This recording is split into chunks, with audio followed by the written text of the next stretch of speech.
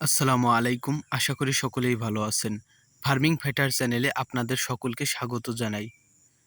আপনারা যারা বর্ষাকালীন শশা চাষ করেছেন, যে কোনো জাতেরই হতে পারে না কেন, আপনাদের গাছের বয়স যদি ৫ থেকে ৭ দিনের মধ্যে হয়ে থাকে, বীজ পাতার পরেই প্রথম যে পাতাটি বের হবে এটিকেই বলে এক পাতা। আপনাদের যাদের গাছে এক পাতা বের হয়েছে, এই এক পাতায় আপনারা কি ওষুধ ব্যবহার করবেন?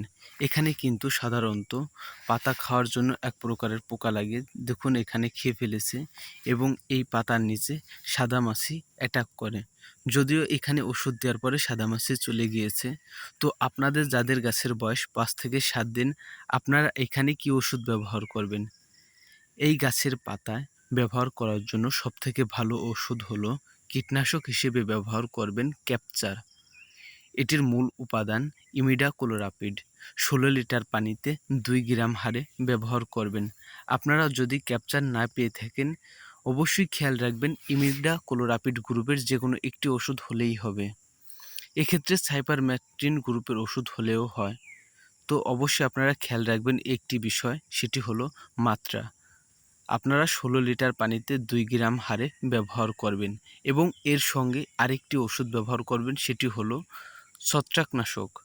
এটি বর্ষার সময় খুব প্রয়োজনীয়, কারণ গাছের উপরে বিভিন্ন প্রকারের ছত্রাকে অ্যাটাক করে এবং গোড়ার দিকেও অ্যাটাক করে। এজন্য এর প্রতিরক্ষা হিসেবে আপনারা এখানে ব্যবহার করবেন ম্যানকোজেব গ্রুপের যে কোনো একটি ছত্রাকনাশক। এটি দিবেন প্রতি লিটার পানিতে ২ গ্রাম হারে। এই ওষুধগুলো আপনারা অবশ্যই বিকালবেলা ব্যবহার করবেন। দেখতে পাচ্ছেন আমাদের জমি সম্পূর্ণ মালচিং দিয়ে চাষ করা হয়েছে, মালচিং পদ্ধতিতে আধুনিক চাষ।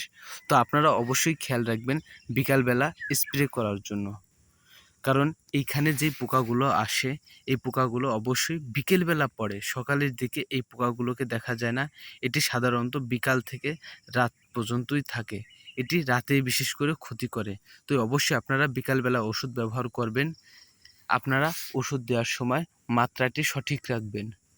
ধন্যবাদ। যদি ভিডিওটি ভালো লেগে থাকে অবশ্যই একটি লাইক করবেন। আপনি যদি আমার চ্যানেলে নতুন হয়ে থাকেন, আপনার যদি এই সকল ধরনের ভিডিও দেখতে ভালো লেগে থাকে, আমাদের চ্যানেলটি অবশ্যই সাবস্ক্রাইব করে রাখবেন।